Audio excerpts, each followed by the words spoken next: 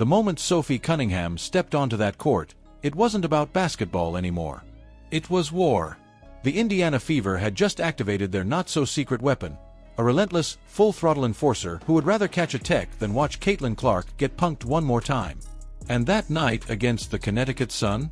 That wasn't a game. That was a reckoning. From the very first play, you could feel the tension clawing through the air like static before a lightning strike. Caitlin Clark was once again being targeted, this time by JC Sheldon, who didn't even try to be subtle. She went straight for the face, swiping across Caitlin's eye like it was open season.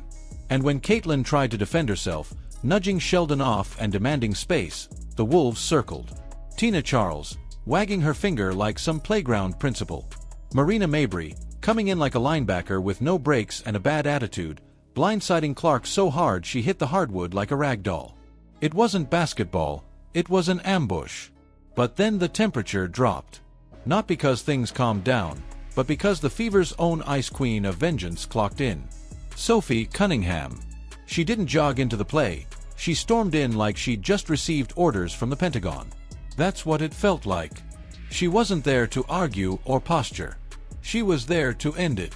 JC Sheldon took a trip to the floor, and suddenly the court erupted into chaos.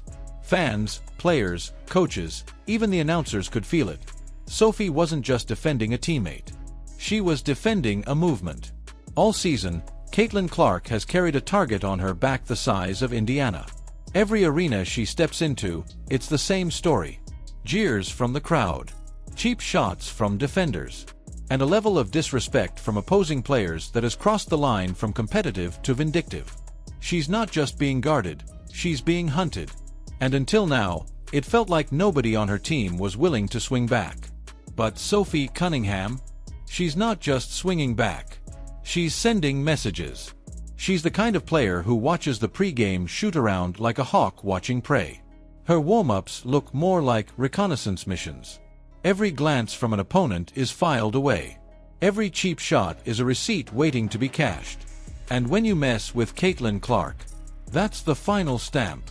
The league can try to act like it was just another skirmish. Technical fouls all around. A flagrant one for JC Sheldon. Nobody ejected. Business as usual. But let's not play dumb. What went down on that court was a message. One Cunningham made sure was signed, sealed, and delivered with a body check and a glare that could melt titanium. This isn't about stats. This is about territory. Sophie's body language tells the story every time she steps on the court. Try me. I dare you. And when Marina Mabrey came flying in with that reckless hit on Caitlin, Sophie didn't hesitate. She exploded into the play like a court-appointed avenger, leveling the situation with surgical aggression. And when the dust settled, Sophie didn't hide. She didn't go to the back in shame. No. She posted from the locker room before the final buzzer even sounded. A statement without saying a word. That's the kind of warrior energy Cunningham brings. She's not a player. She's a presence. People are finally waking up. Social media didn't just react, they detonated. Clips of the hit. Slow-motion breakdowns of every dirty angle. Commentary after commentary demanding action. The fans saw what happened.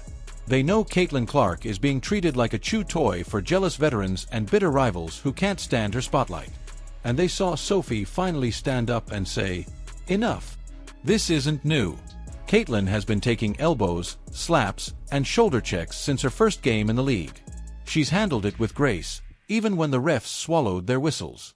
Even when opponents smiled as they left bruises. Even when the so-called protectors of the league pretended not to see what was right in front of them. But Sophie saw it. She saw every shove that didn't get called. Every stare down that lingered a little too long. And most importantly, she saw that her teammate, her star teammate, was being isolated in a league that was supposed to protect its best. So Sophie did what enforcers do. She made it clear, you mess with Clark, you're going to answer to me. And don't confuse her for some backup player trying to earn minutes by starting drama. Sophie Cunningham is a baller. She's a legit weapon. She brings more to the court than attitude. She brings buckets, grit, and leadership. But her biggest asset? Loyalty. Ruthless, unshakable loyalty. While other players are trying to build brands, Sophie's building walls. While the rest of the league is planning how to stop Caitlin, Sophie is planning how to stop them from trying. That's the difference. And it's why Sophie has become one of the most feared names in the WNBA. Because she doesn't bluff. When Sophie locks in on you with that, "You just messed up," smirk, it's already too late. You're on her radar now. And once you're there, good luck getting off. Cunningham doesn't do half measures.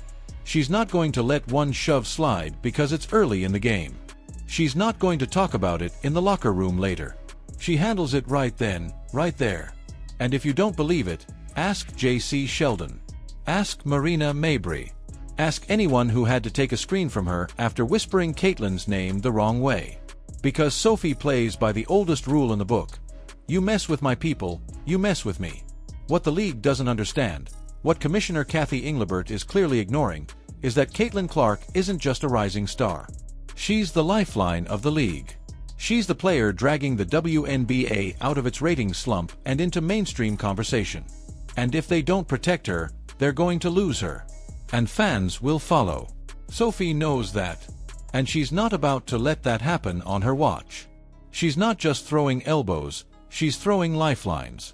This entire season has been a storm. One hit after another. From the racism Clark's faced, to the whispers in locker rooms, to the media gaslighting that somehow paints her as the villain even while she's being body-checked into the floor. But now she's got a storm of her own. Her name is Sophie Cunningham. And she's not here to play nice. The Connecticut Sun learned that lesson the hard way. They walked into that game thinking they'd punk Caitlin again. They left wondering how fast they could get out of Indiana without bumping into Sophie in the tunnel. Because when Sophie's on the court, every move you make is being tracked, analyzed, and calculated. She's not reckless, she's deliberate. One perfectly timed retaliation at a time. And the fans are starting to chant a new name. Not just Caitlin, but Enforcer Sophie. Because finally, someone said what needed to be said without words. Finally, someone did what needed to be done. This wasn't an overreaction. This wasn't an emotional outburst. This was justice. And now, every time another team considers taking a cheap shot at Caitlin Clark, they're going to look across the court and see Sophie warming up with the stare of someone who doesn't bluff. Someone who doesn't need the refs to protect her teammate. Someone who has made it her mission to bring order to a league that has descended into chaos. Sophie Cunningham didn't just break her silence.